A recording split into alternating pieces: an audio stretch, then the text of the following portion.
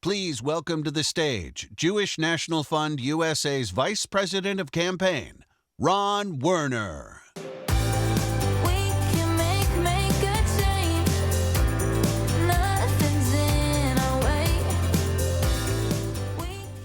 Boker Tov, good morning. It's hard to believe how much has changed and how much we have accomplished since that very dark day of October 7th. In the face of heartbreak, fear, and uncertainty, something remarkable happened. The Jewish National Fund family, this family, we rose to meet the occasion. We rose to meet the moment with strength, with unity, and with love.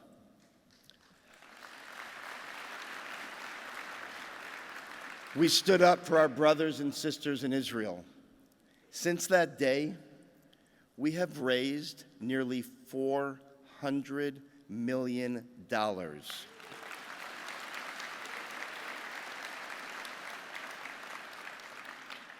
$400 million supporting our strategic vision. It's an extraordinary achievement, and it fuels what I call JNF-USA's entrepreneurial philanthropy. As we say, we don't do projects, we do vision. It also represents over 50,000 people who made their first ever gift to Jewish National Fund USA.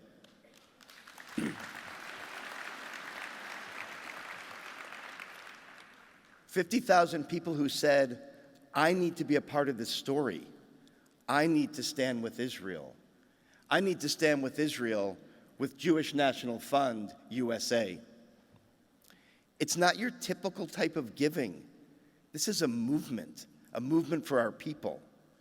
Our coalition joined 650,000 donors who have contributed to Jewish National Fund over the last decade, driving to our goal of 1 million voices for Israel.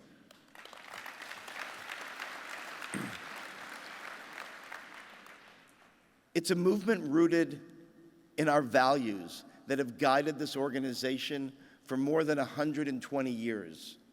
Values that connect us deeply to our brothers and sisters in Israel. On our recent Coming Home mission, we saw those values in action. We traveled to the Western Galilee, where we met with Amnon Gofer, a member and a founder of our affiliate, Western Galilee Now.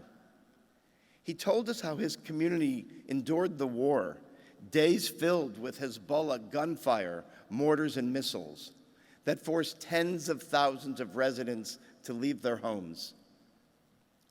We asked him, how did you manage to survive these unimaginable realities? Amnon had 2 words, tikva ve'emunah. Tikva ve'emunah, hope and faith. But what we learned is that emunah is not the classic translation of just faith. It's deeper. It's a steadfastness. It's a commitment. It's the courage to keep moving forward, to be building, to keep believing that life will be better, even in such dark days. This is what really defines the people of Israel. This is what defines the people of Jewish National Fund USA. This is what defines all of you. Over these past 2 years, we stood tall with our brothers and sisters in Israel. We were there to uplift and support evacuated families. We were there with thousands of volunteers who went to work to rebuild communities and help rebuild lives. We were there with unshakable solidarity.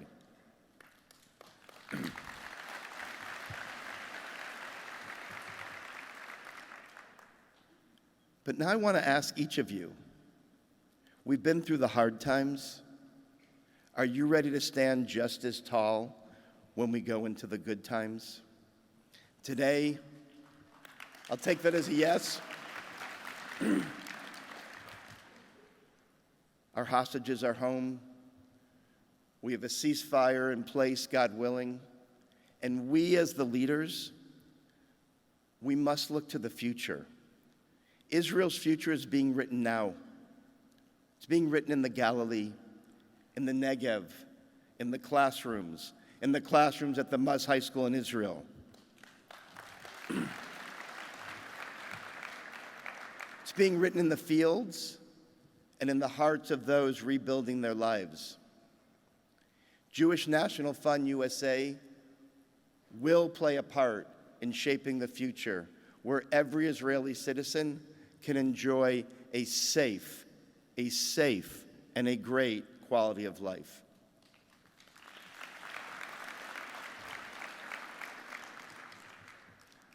So let's take that tikvah and emunah that carried us through the toughest days and turn it into what will ignite us for the brightest days in the future.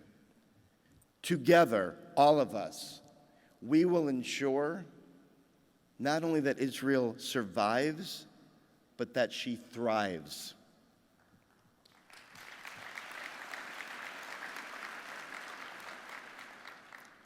Thank you, and let's continue to build together with tikvah ve'emunah, hope, and our Jewish National Fund USA's steadfast commitment to the future.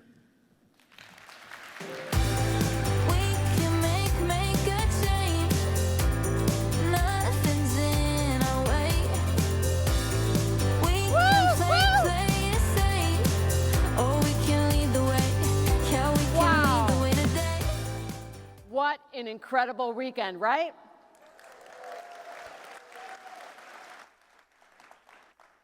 Sorry, keep going.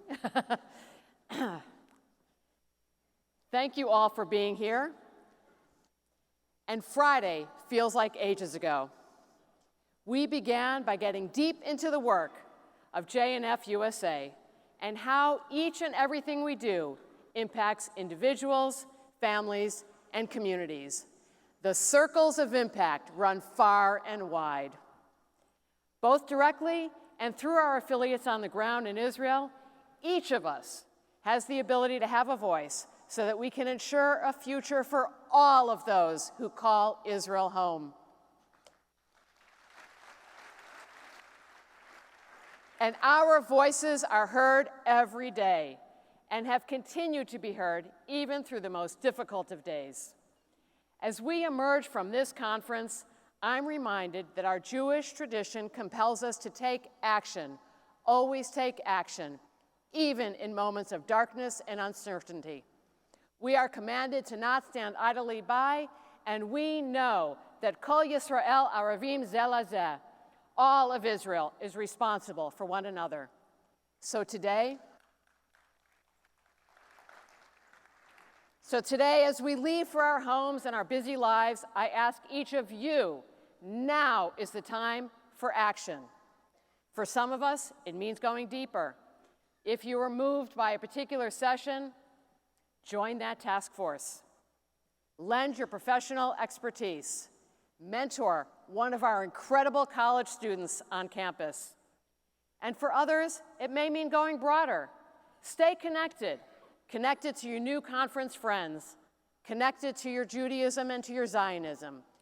Bring a friend, just one friend, to a JNF USA event who doesn't yet know what we do. And use your voice in your community to share the stories of hope and resilience, the incredible stories that we heard this week. And for every single one of us, it means going to Israel. Maybe not as often as I do, but going to Israel. A Zoom call cannot replace the feeling of the sun on your face in the communities of the Israel envelope. A video absolutely cannot capture volunteer opportunities or ways to see our work come to life, or frankly, meeting the people, because that's the ultimate. Go and see the work for yourselves. Bring your family and meet our family, all of our family. Remind our brothers and sisters in Israel that they are not alone. And in the spirit In the spirit of not being alone, we have one final conversation that I'm sure you're all pretty excited about. And to bring that last conversation on, I welcome to the stage my good friend and Chairman-Emeritus of JNF USA, Jeff Levine.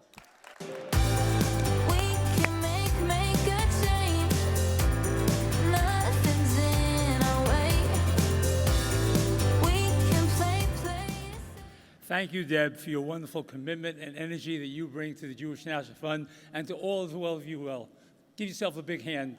2,700 people. I haven't gotten to see all of you yet, but I look forward to meeting each and every one of you over time. I've given too many speeches to count in front of the Jewish National Fund, but there are two thoughts I'd love to share. First, for those of you who have been coming to these conferences for some time, I hope you'll agree with me, they get better and better every year.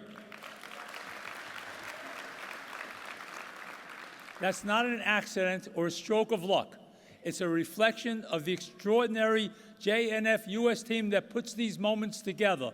Let's please take a moment to thank them.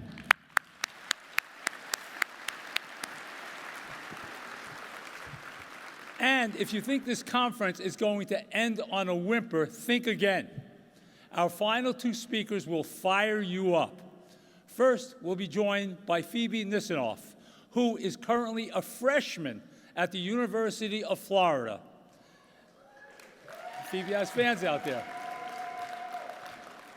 And for those of you who didn't know, Phoebe is also an alumna of Alexander Muss High School in Israel. As we've heard and seen throughout this conference, Muss is the answer, not Allen Iverson, to those are the Philadelphia fans, for the challenges for the challenges facing the next generation. Joining Phoebe on stage will be the indomitable Douglas Murray. He is not only a best-selling author, award-winning journalist, and fearless commentator, he is one of the great champions of the Jewish people and the state of Israel.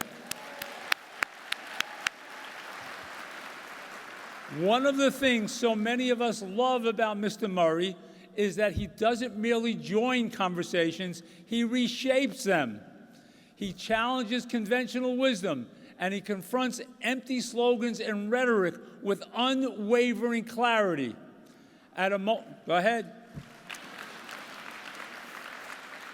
At a moment in history where reality sometimes feels inverted and anti-Semitism is surging, Douglas's unwavering support for Israel and the Jewish people is astonishing.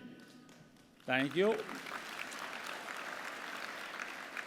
To take us to the close of this incredible conference, please welcome Phoebe Nissanoff.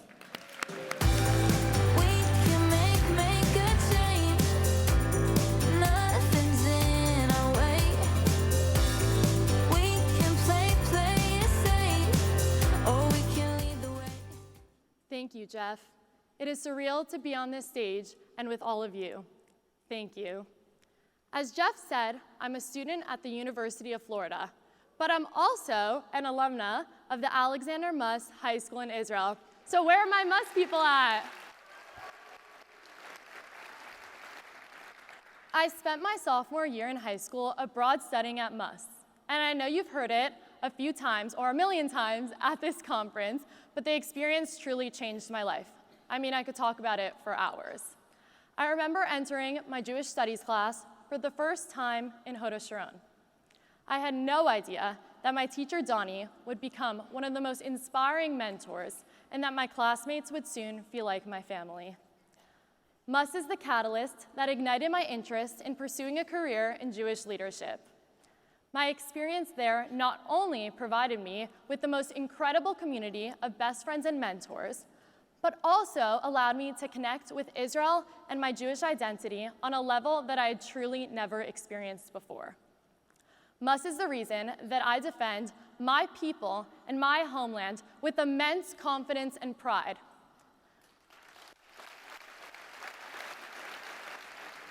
But enough about me and Muss. it is a profound honor to welcome to the stage a hero to many in this room, Douglas Murray.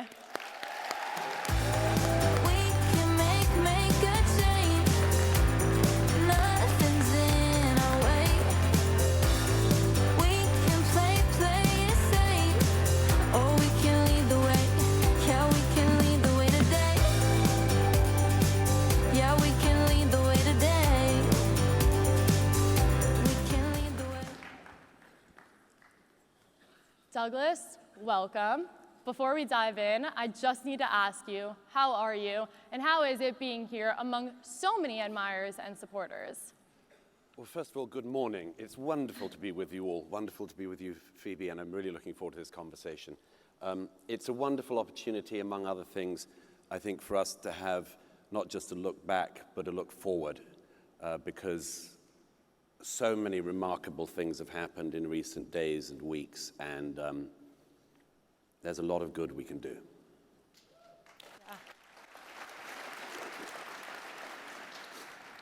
So I recently read your article, The War Israel Won and the One the West is Losing, in which, if I may summarize your position for the crowd, Israel has won the war that it has been fighting over the last 2 years, but the West collectively continues to lose. Can you unpack how both of those things can be true at the same time and what the West must do moving forward in order to succeed?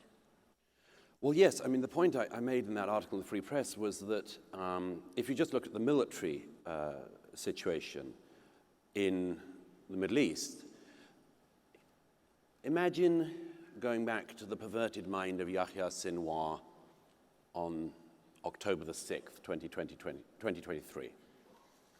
Now, obviously, Sinwar was a psychopath, so he didn't think like normal people, but imagine if he had known that within 2 years of the atrocity that he started, Hamas would be decimated in Gaza, that he and every one of his top lieutenants would be dead, that Hezbollah, the entity that the Iranian revolutionary government thought of as their kind of Lamborghini in the region, you know, their absolute prized possession, would be destroyed in wave after wave of the most targeted attacks in military history. That the Houthis in Yemen would be struck time and again, and that in the final indignity for him and those who support him, the Israeli Air Force and then the American, the US Air Force, would be able to fly over the skies of Iran with total impunity and bomb the Iranian nuclear reactors.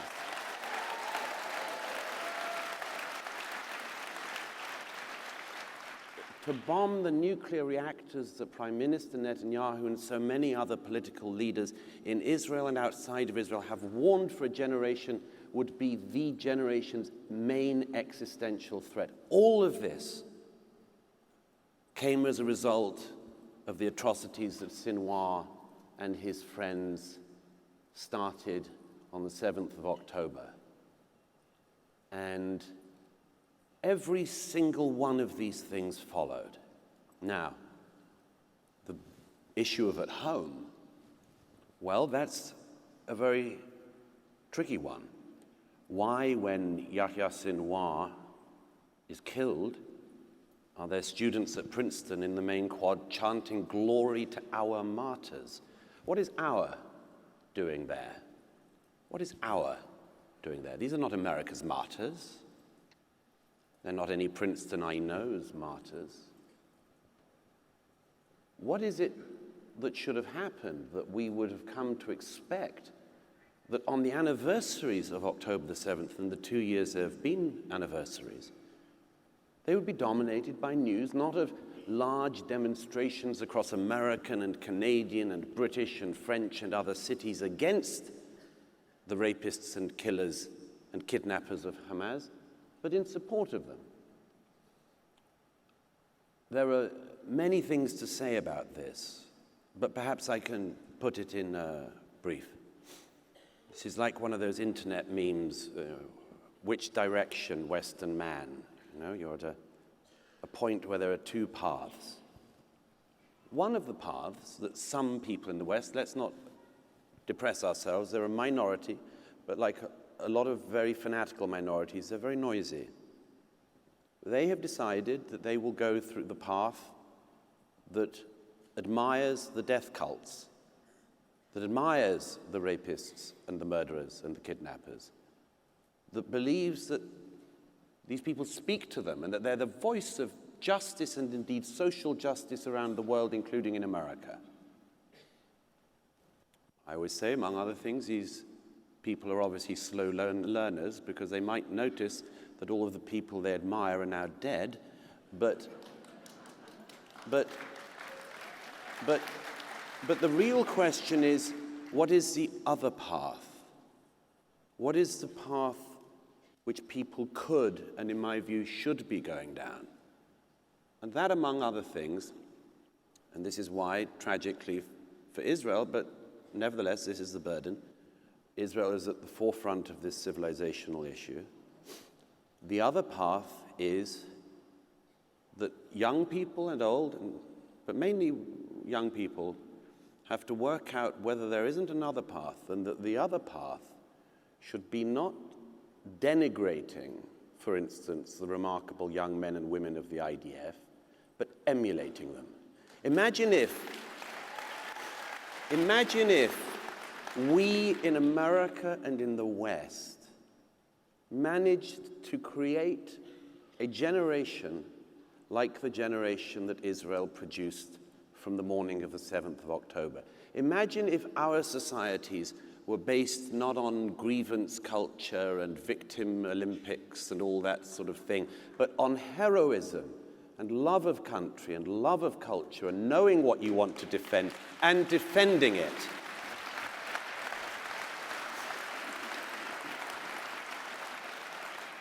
So you brought up college campuses, and as a college student, I've seen anti-Semitism play out firsthand. You stand by the statement, what starts with the Jews never ends with them, and in the wake of October 7th, we've seen this unfold rapidly on our streets and campuses. For those that feel that this isn't their fight, how do you explain that the forces that fuel anti-Semitism are the same ones that will eventually turn against their own freedoms and values? Well, I quite often look for what you might call hacks in an argument. What's the fastest way to get somebody to understand your position? One way I've found in the last couple of years when I've been outside of Israel in America, Britain, Canada, Australia, and so on, is every Western country I go to, I say, let me try the following test on you. If there is a pro-Israel demonstration, which of course there have been in all these countries, Jews and non-Jews, you will notice something. You will notice that they are dominated by people flying the flag of the State of Israel and the flag of the country they're in. So a pro-Israel protest in New York will have people flying the American flag and the Israeli flag. I was in Canada about a year into the war, and I was speaking, I think, in Toronto, and we not only were there Canadian flags, it was a meeting of Christians for Israel, Jewish people for Israel, and others. They were flying of Canadian flags and of Israeli flags, and at the end of the evening, we sang Hatikva, and we sang O Canada, and I had to pretend to know the words. But here's the point. If it's an anti-Israel protest in any of these countries, you may see the Palestinian flag, you may see the Hamas flag or the Hezbollah flag or the flag of the Iranian Revolutionary Government, or you might see one of these deluded people with, like, the obvious, the joke's too easy, but you can fill it in yourself, the kind of trans for Gaza types.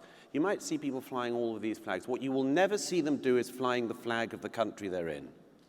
Never. In fact, if there is an American flag at an anti-Israel protest in America, it is only there in order to be burned. Okay, fastest way I can do it. That's the fastest way I can do it. That is the pattern, and it holds 100% of the time. In London, when there is an anti-Israel march, it wouldn't occur to the marchers to finish with the singing of God Save the King. Wouldn't occur to them. Of course they wouldn't. Why would they? They hate Israel, but they hate the country they're in as well. That's what the West has to wake up to.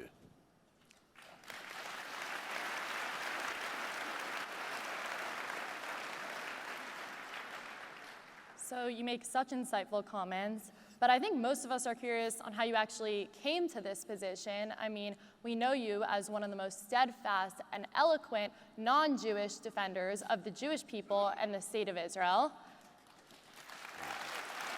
We know what you believe, but I think the deeper question for many of us is why? Can you walk us through the journey that led you to realize that this isn't just a Jewish issue, but rather one that impacts all of Western civilization? I can, reluctantly, I have to say, because like most people from England, I don't like talking about myself and find it vaguely embarrassing, like taking your clothes off in public, you know. But I mean, I have been asked that, or versions of that question quite a lot in recent years. And I suppose I'd just say, first of all, there's something sad about the need to ask the question. By which I mean, when Jewish friends and Israeli friends and others say, but I don't understand, like, how come you're on our side? I say, who wouldn't be? Who wouldn't be?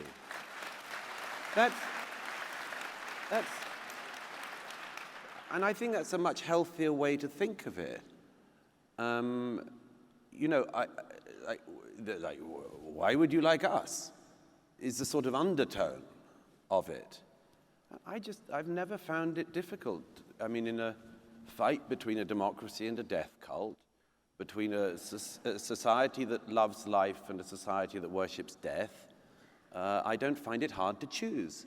And you know,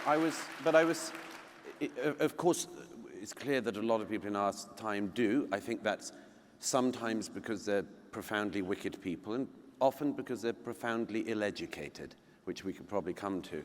Literally, just one of the things I've particularly realized in recent years is a lot of people who are supportive of Israel think that we can come up with the perfect argument that, as it were, will make the other side understand our position, you know, and I meet a lot of brilliant, you know, people in the very fortunate life I have, and very often they'll say, there's this document that shows this, and in 1964, and what the other side don't realize is that in 1973, and I say, you know, most of the other side don't know what you're talking about. They don't know what you're talking about. You can mention the Oslo process, they don't know where Oslo is. They've never heard of it. What's this process he talks about? They've got their very strange thing. All I would say about myself is I've never found it difficult. I was brought up by good parents, very fortunate, and they taught me right from wrong. And I grew up in a, you know, Anglican Christian household, and I suppose I found an intellectual way to the positions that I hold, and you know, I can explain some of that, but in a way it doesn't quite explain it, because sometimes an issue can be of the brain and that's it, but also sometimes an issue becomes an issue of the heart. And for me, for many years, the cause of the Israeli nation and also the Jewish people has been one that has been close to my heart. And you know, I mentioned to somebody earlier, but when I first went to Israel, some quarter of a century or so ago now, you know, I'd be asked by those charming people in El Al's security checkpoints,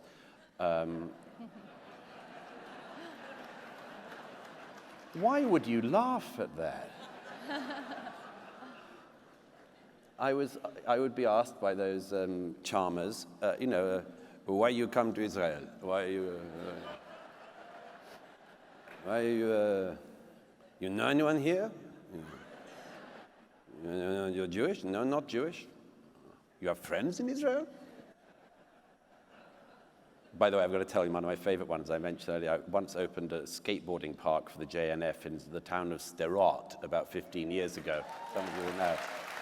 And I have no expertise in the opening of skateboarding parks. I don't know why it fell to me, but it was my honor. And we spent a wonderful day with the families there.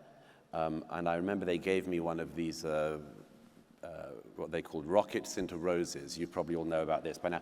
But it was one of the first ones of this. It was a large thing that had my name on the base, and it's a Katusha rocket that had been fashioned into a rose like this. I get to El Al security at the end of my trip. I say this was not a common gift at the time. I get there, they say, anyone give you anything while you're in Israel? I say, but is this... Every single El Al security person ended up gathering around the bag. What is this? They scanned it, they swabbed it, and eventually this big guy, he goes, okay, Douglas, apart from Katusha rocket, anyone give you anything in Israel?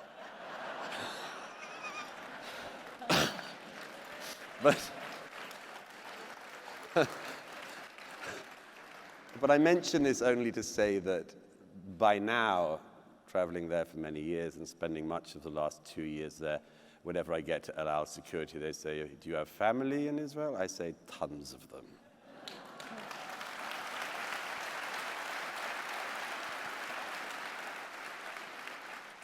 So you briefly mentioned that a lot of people are very uninformed. They don't really know what they're talking about. And I will tell you, speaking for my generation, that is unfortunately a huge issue. So we can talk about education in a little bit. But I wanted to talk about your book, The War in the West, because I actually read it, and I think that everybody in my school and my generation should have a copy of that book and should read it. It is so beyond important.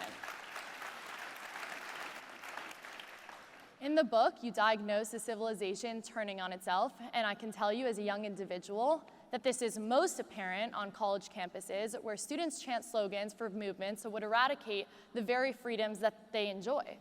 Yeah. This doesn't feel like just youthful defiance, but rather more so like an ideological trap. Yes. I'm curious about your thoughts. How did we get here? And what can we do to save our educational institutions and the next generation of minds that they shape? It's a very profound question. About a year ago or so, I was going through some notebooks of mine, and I found one that I had been keeping during the time I'd written The War on the West. And I had the good fortune, until his death, to have lunch or dinner about twice a year with Henry Kissinger. And I found my notes from a lunch where this, and I'd been discussing The War on the West with him. And I noted in my notes afterwards that Dr. Kissinger said to me, you know, it's not clear to me that a country that hates its past has any future. This is a very, very important point. It was one of the things I was trying to bring out in that book. You know, all peoples around the world, all faiths, all religions, all nations, would ordinarily have a desire to feel pride in themselves. And we all understand this because if we bump into somebody from another country, you know, it's rather like politicians in America. A politician in America will say, which state are you from, to somebody, a member of the public, and they'll say, you know, I'm from Ohio, and they go, that's a terrific state. Yeah, okay, whatever, and it is, by the way. But my point is, at no point would any politician say, yeah, that one's okay. Or whichever state the person mentions, say, I don't like that one. And it's the same with nations. Just as a matter of common courtesy, we all know that if you meet somebody from another country, you say, oh, wow, that's amazing. Great place. Why do we do that? Because we know, among other things, that it is the normal state of humankind to want to be proud of where they're from and for the good things in their culture. And that applies in every culture. It would be an extremely rude, discourteous person, among other things, who said, I don't think your country's up to any good. So that's normal. That was until very recently normal. Now, what has gone wrong in our society is the question I ask, that we venerate everything that is from elsewhere and are taught to loathe everything that is ours. Now, this is what a late philosopher friend of mine, Roger Scruton, called the culture of self-abnegation. The culture in which you are taught that what is yours you must disown. You must drop. As you know, at the beginning of the war on the West, I reflected on the fact that when I first moved to New York, shortly afterwards, the New York Council Chamber voted to remove the statue of Thomas Jefferson that had been there since the 1830s. Why? Because, as one council member who voted to remove the statue said, Thomas Jefferson doesn't represent our values. Well, as a great Jefferson scholar said to me when we were talking about this afterwards, Thomas Jefferson created our values.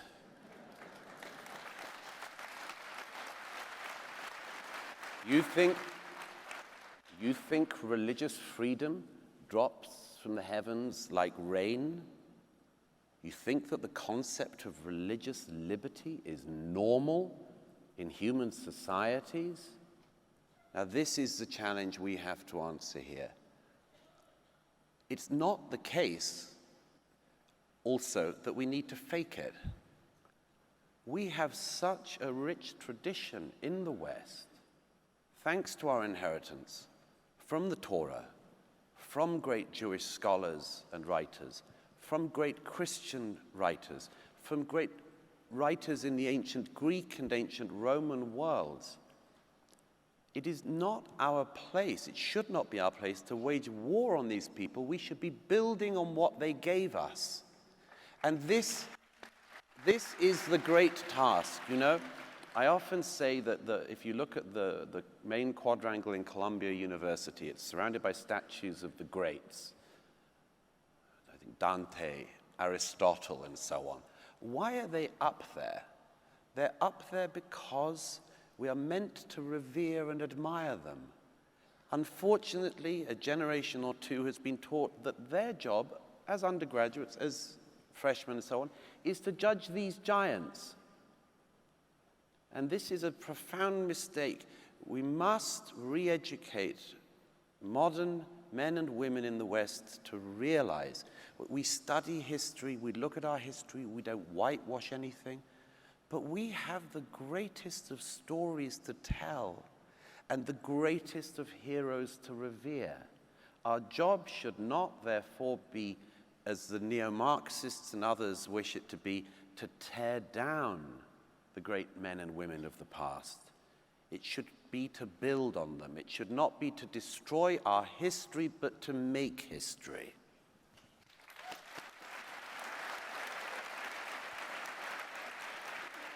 I mean, I couldn't agree more with your answer. At UF, at the Hamilton School, that is exactly what I have been studying, and it's so valuable. And I think many people my age have never even looked at Aristotle or Plato, which is a huge issue. Well, they have a great, rich place to go in their lives. 100%. So I want to talk about your work for a second. I think one of the strongest themes running through your work is the virtue of courage in the face of immense social pressure. I mean, we see people of power, such as academics, artists, and leaders, who we know disagree with the prevailing narrative, yet continue to remain completely silent. In your view, what is the cause of this modern cowardice? And I guess on a more personal note, what gives you the strength to speak out when it can be so professionally and personally costly? Well, you know, I suppose this is a message particularly for young people present, but you basically have, as I see it, two choices in your life when it comes to your attitude towards the truth. You have the opportunity to say the truth as you see it, to be honest about what you see with your eyes, to be honest about what is before you, to be honest in your personal relationships, to be truth-oriented. Now, the interesting thing about that is that you don't necessarily know where you're going. You make the path as you tread it. The other option is that you repeat the mantras and slogans that you've been handed. Now, that way, You're repeating slogans and so on. And there's an advantage to that, which is you do know where you might go. You might get tenure, you might end up working for some community activist organization or something, and you might be able to get into the teaching unions or something, and you can see this. The thing about it is that if you take that second route, it isn't actually your life. It's not your life. You're living a copy of a copy of a copy of someone else's idea of what you should do with your life. And in the end, I suppose you just haven't lived the life that God gave you that you could have lived. That's a tragedy. If you take the first route, wherever it leads you, at least it's your life. It's yours, it's no one else's, not a copy. And I'd add one other thing to that. If you tell the truth as you see it, you will make, as I've discovered in my life, terrific enemies. And I'm very proud of some of mine. But you know what's more important? You will make the best friends. You will have the best of friends. And that is a much greater reward and a much better thing to head for. And I just would add one other thing to that, okay, which is courage. I've learned something, if I may say so, that's been quite useful to me in recent years. Cowardice is catching. Cowardice, you mentioned the people who know something to be true, they won't speak up. Or they say, I'll speak up once I've got to this position. Or I'll speak up once I've got this amount of money to cushion me. Or I'll speak up to, you won't. The day will never come. You'll never have that security. You'll never have that money. It will not appear. So the cowardice is catching. But one of the great things I've learned in recent years, particularly in the last 2 years of war, is that courage is catching too. And wherever you see it, it's catching. And good people want to be near it. Good people want to be close to courage. And they should be close to courage. And they're right to be close to courage. And again, if you look in the long span, whatever the numbers now, whatever the yapping now, in the long term, cowardly people who do not know what they're talking about cannot win against courageous people with a good faith and a good thing to fight for. They can't win.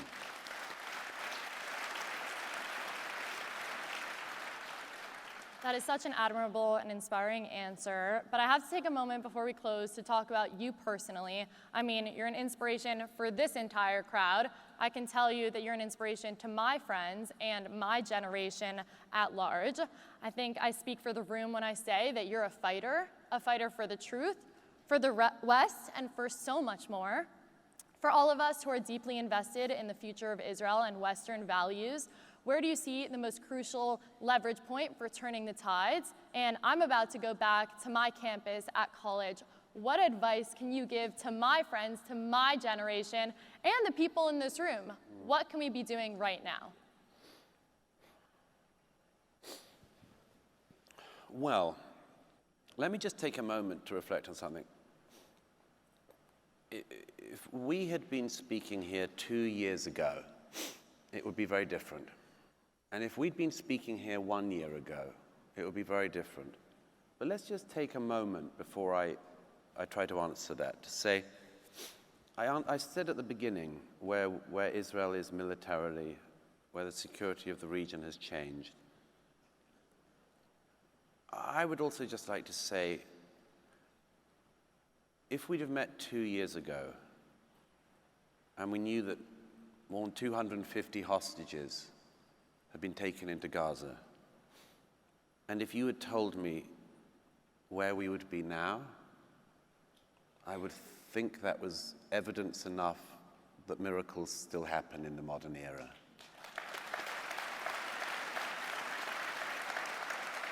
And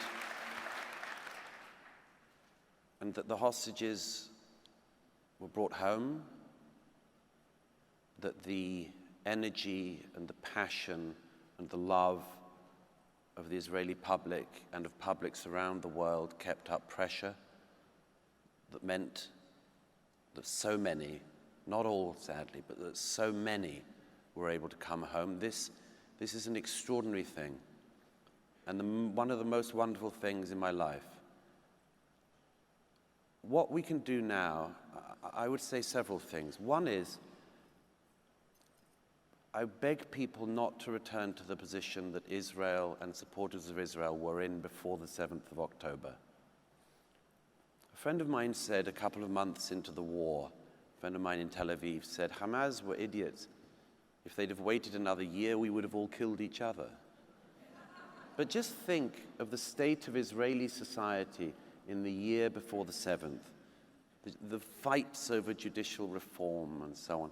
There is something in hindsight, I say this with great care, but something almost biblical, that the Jewish nation was tearing itself apart and then was reminded of the insanity of doing that. There have been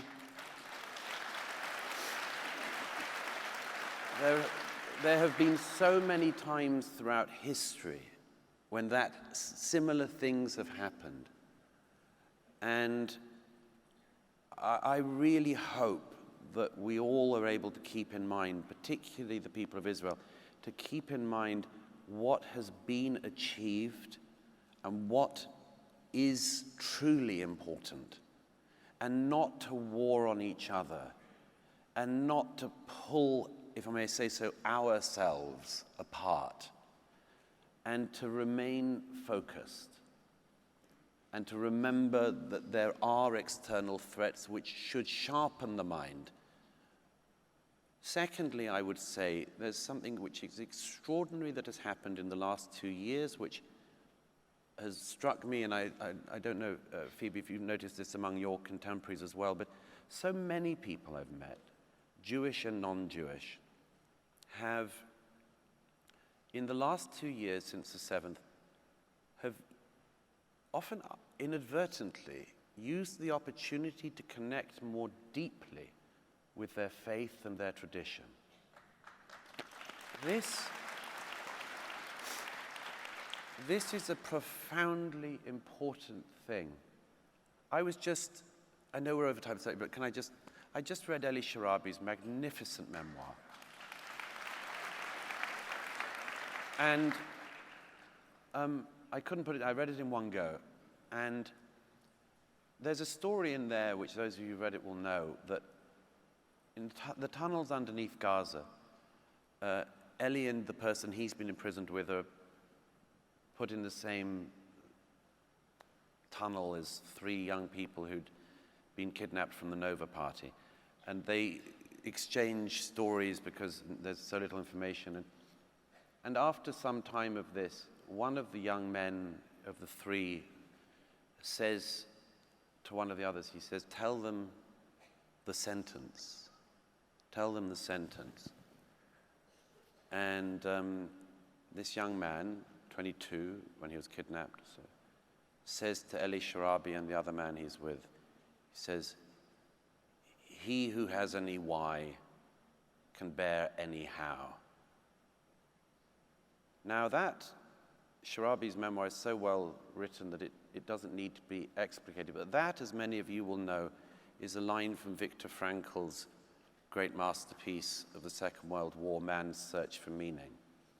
Here's something very, very powerful we should keep in mind. Just think that this one sentence that this young man had heard at some point in his upbringing was something he could pass on hundreds of meters under Gaza to other Jews, and it would help keep them going. If you have a well-furnished, well-stocked mind, and you've been brought up well in your faith, you can survive anything, and you can help others to survive too. This is one of the most important justifications for everybody to re-engage with our tradition, our faith. and much more.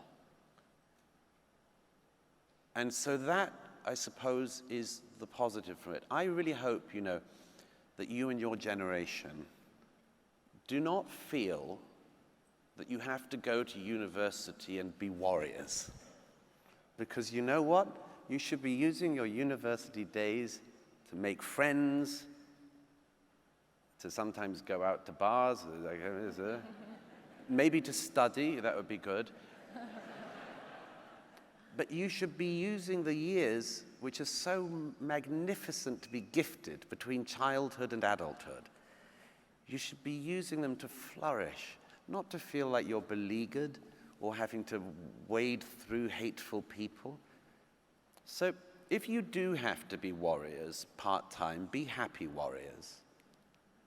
And remember that is not the purpose of your days. I'm very fond of a poem by my fellow countryman W.H. Auden, who in 1939, on the outbreak of war, wrote a poem called September the 1st, 1939. He was sitting in a bar on 52nd Street in New York, and he reflects on the degraded, he says, the low, dishonest decade that he's just lived through. But even then, looking out at the world, he says, everywhere, ironic points of light shine out, wherever the just convene. And looking at the evil, he says, may I, composed like them of eros and of dust, beleaguered by the same negation and despair, show an affirming flame. I think our job should be to show an affirming flame and encourage the world and the good and just people all around the world to gather around that flame and to encourage it and to nurture it for millennia to come.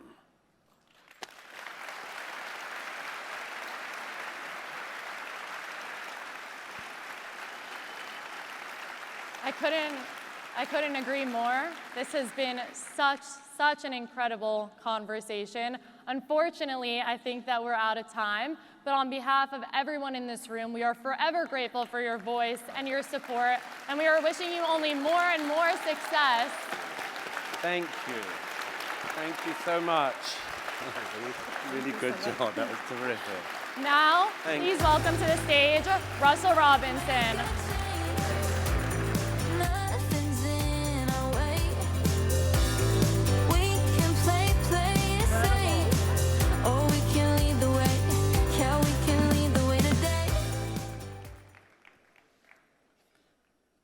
Wow.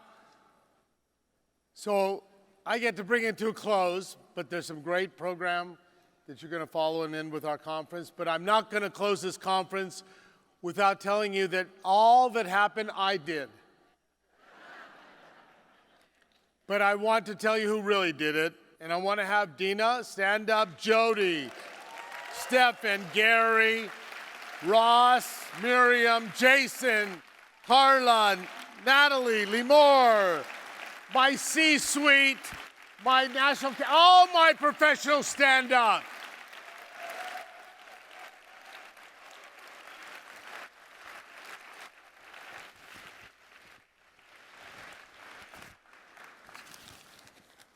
My friends, we are part of an unbroken chain of history, a people who have endured, who thrived against all odds, a people who dreamed of returning to our ancestral soil, and then we made it happen. As individuals, as people, as a nation, we all deserve to write our own future. But even the most beautiful dreams, the greatest visions, are imperfect in their reality. We must always be a work in progress. That's the challenge and the beauty of who we are. Because the pride requires courage. The courage to face the future head on. The courage to keep writing our story no matter what. Yes, we must honor the past, but we must build tomorrow. We are here in this room because others did that before us. They gave us their promise, their encouragement, their lives. They gave us their values, their dreams. They had pain, they had joy, but they had pride. They gave money, hard work, but a love for our people and for our land. So when you leave this conference, if you leave with only one thought, let it be this: it is within your hands. It is within your ability to bring others along. It is within your courage and your commitment to make tomorrow better than today, and to bring 1 million voices to the Jewish National Fund. Our story is not finished. It is just beginning. And there is no time to be tired. There is no time to rest. Yes, it has been a tough 2 years. It's been a tough 3,500 years. But what a great past and a greater tomorrow if we do it together. So allow me to be bold to offer what I believe is the beginning of the writing of the next chapter. First, we cannot be defined. We cannot allow us to be defined by acts of terror, but we will only be defined by our acts of strength. October 7th and the war that followed left very deep scars. But I was there on that day with Marcy. I've been back to Israel almost every 3 weeks for the past 2 years. I have traveled through the United States. I have met our teenagers, I met our donors, I met our friends. And I am telling you, I saw, I felt, I was part of this resilience and this unbelievable renewed commitment. So you have to go and go to Israel. You have to meet the people. It's essential. It deepens our understanding. It strengthens our hearts. It gives us the power to tell our story to others with emotion, with pride, and with truth. Third, we got to get more teenagers to Israel. There's no more powerful connection to our land, to our heritage, to our future. And we already have the answer. I don't know if you know it, Alexander Muss High School in Israel. We can bring more teenagers and give them the answers they seek during those critical years that they're questioning, to find strength and identity and purpose in being part of our Jewish people and of our story. Fourth, we have to revitalize our Hebrew education in our congregational schools where most of our kids are going. We must bring Zionism alive. Not just the story of Abraham, Isaac, and Jacob. You know what? I want the story of Yael, of Michal, of Yoel, of all of the Israelis that are here in this room. That is the real story of Israel. That's the story that we have to tell. And fifth, we have to be proud. And yes, I'm telling you now, there'll be very tough challenges with that in the workplace and in the classrooms. Yet Jewish pride and pride in Israel means standing for those great values, for honesty, for respect, for democratic principles. And in those moments, I want you to remember this. Look around. Look around. You're not alone. You're not alone. And finally, remember that we aren't perfect. Show me one person or one nation that is. But we don't need to be perfect. We simply have to be better today than we were yesterday, and better tomorrow.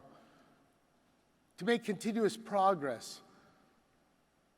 I'm surrounded by great people, by great family, by friends, by colleagues, who all just want to be better today than they were yesterday and better tomorrow. And that thriving for that defines our greatness. That thriving, that defines us. That defines Zionism. That is Israel, and that is the Jewish National Fund.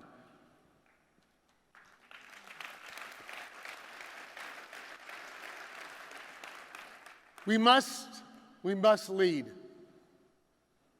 And leadership, it's not easy. It can be very lonely. It can be painful. But I'm telling you that the difference of our success and our failure depends on you, leadership. Leadership fills the world with good, and it doesn't allow evil to even take one step. So, my friends, lead. Lead with courage. Lead with pride. Lead with compassion. Lead with giving. Lead with understanding. Lead with Zionism. And tell our story. And then tell it again. Because our story is being written. And the next chapter is ours to write. For one final performance, please welcome to the stage the one and only Special in Uniform.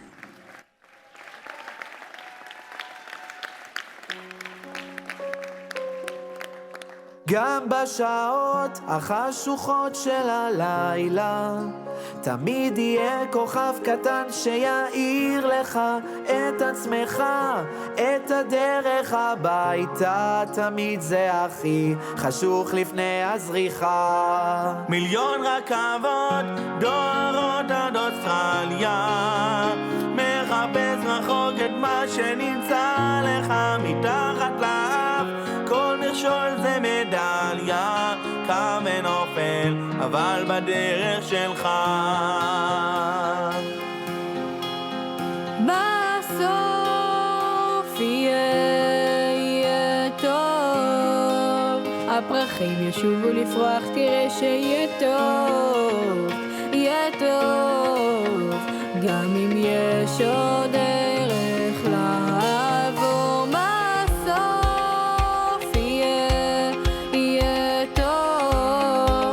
הפרחים ישובו לפרוח, תראה שיהיה טוב, יהיה טוב, גם מתוך החושך ידלק האור.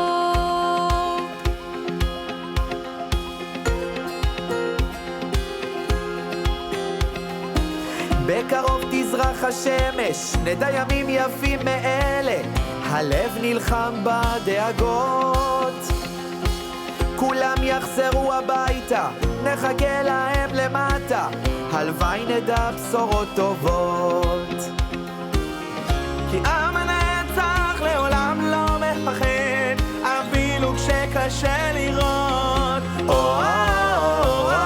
כולם ביחד, אף אחד פה לא בודד, שישרפו המלחמות. עם ישראל לא נשכח תמיד להיות מאוחדים. עם ישראל חי,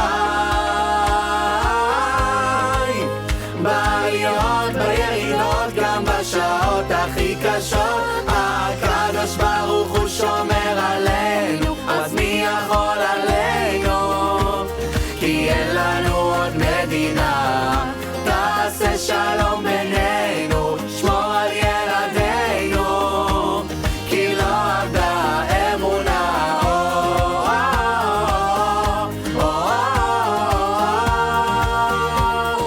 עם ישראל חי.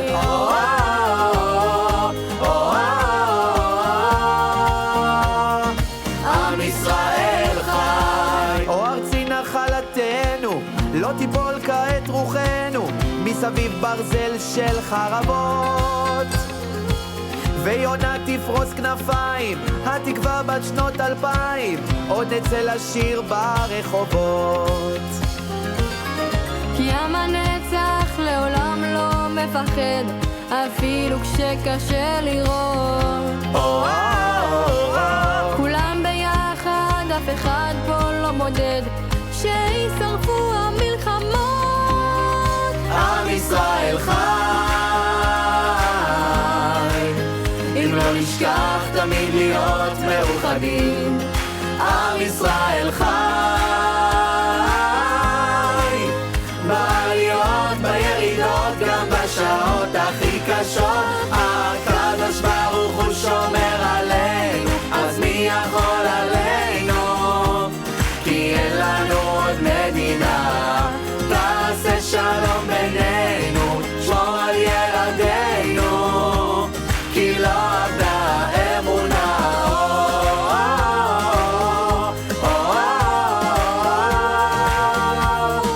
עם ישראל, עם ישראל חי.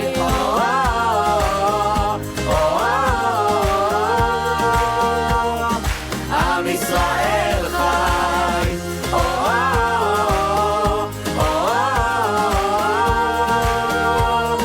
עם ישראל, עם ישראל חי.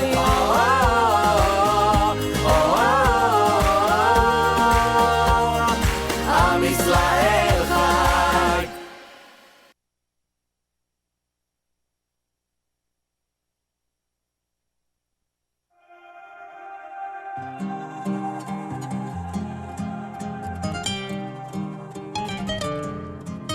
השם הוא אבא טוב והוא תמיד מתפאר בי, רואה בי רק את הנקודות הטובות, רואה שאני רוצה להיות טוב רק לא יוצא לי, וחסרות לי כולה כמה תפילות.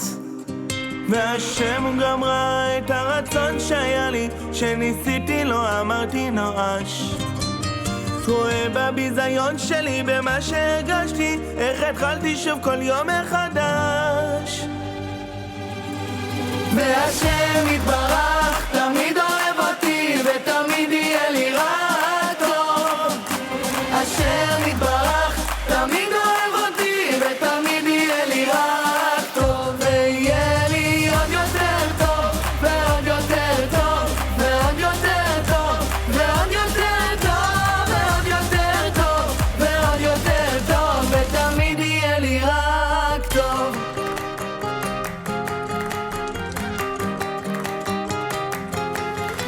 שומע מרחם עליי ותמיד עונה לי, ואם עדיין לא ממשיך לחכות, מלא אותי בזה שאתה תמיד אוהבתי, תיתן לי כל יום מחדש מתנות, ותנהיג אותי ברחמים כאלו כמו שבעולם הזה נקרא רחמים. שירו כולם שכן אתה שומע תפילות, ונחייך נהיה בריאים ונשיר.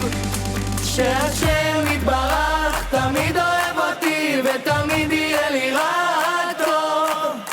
השם יתברך תמיד אוהב אותי, ותמיד יהיה לי רק טוב. ויהיה לי עוד יותר טוב, ועוד יותר טוב, ועוד יותר טוב, ועוד יותר טוב, ועוד יותר טוב, ועוד יותר טוב, ותמיד יהיה לי רק טוב.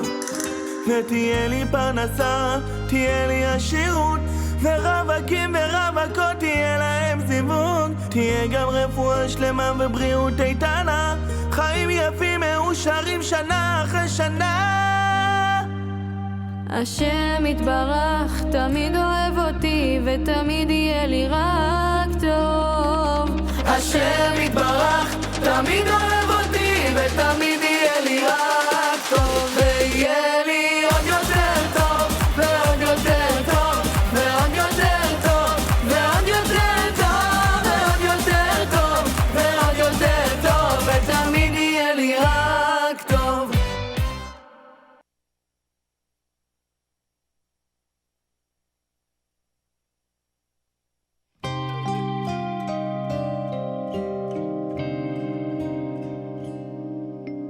כל העולם כולו גשר צר מאוד, גשר צר מאוד, גשר צר מאוד. כל העולם כולו גשר צר מאוד, גשר צר מאוד.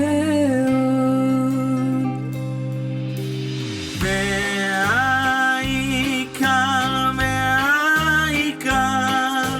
לא לפחד, לא לפחד כלל. והעיקר, לא לפחד כלל.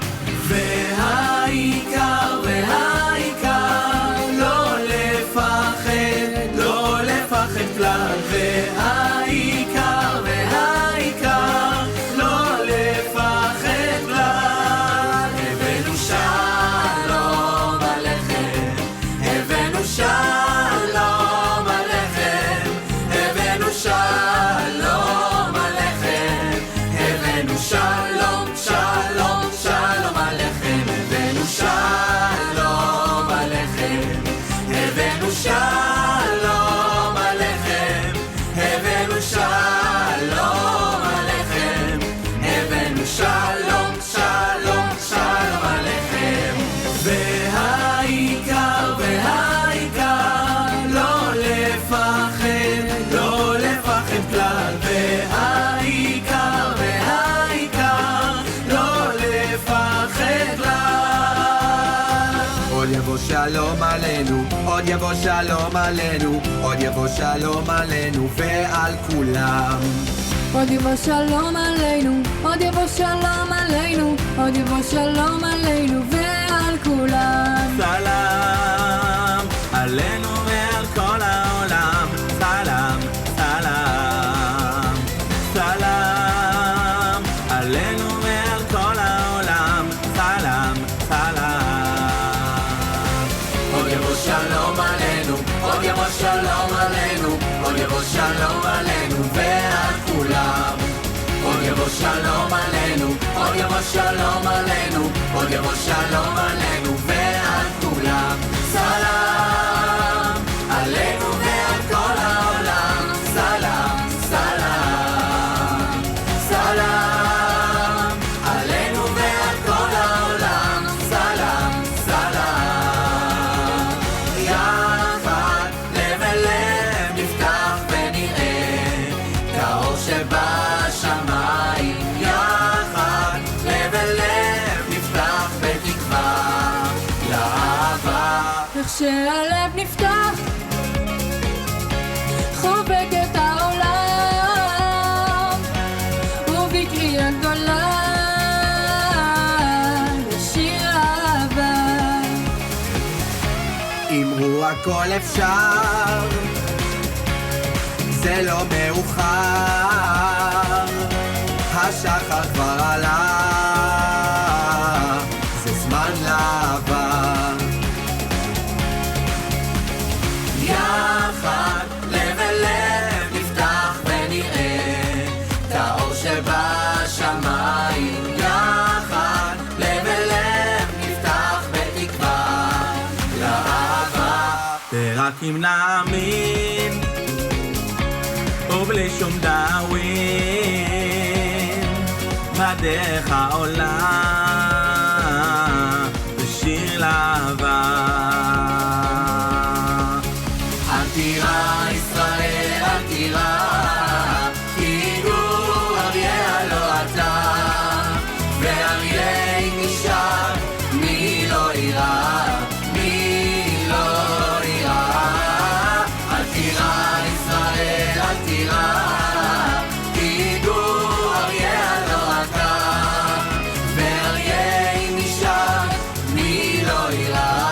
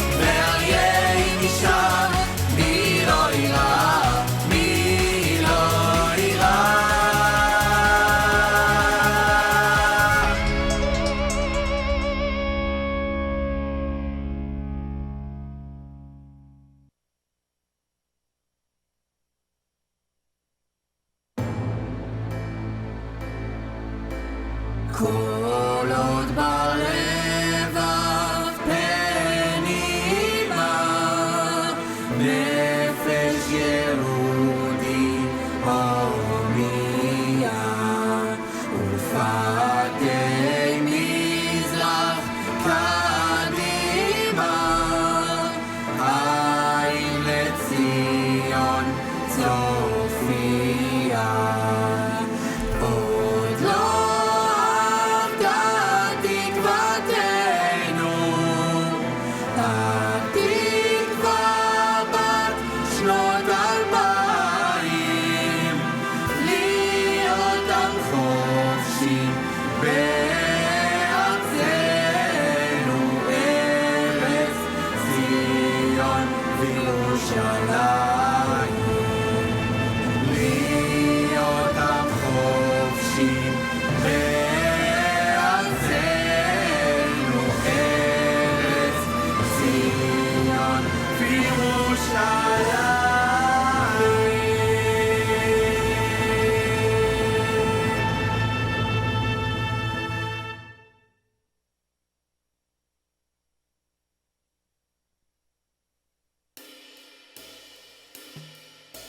Oh, can you see by the dawn's early light what so proudly we hailed at the twilight's last gleam, whose stripes and bright stars through the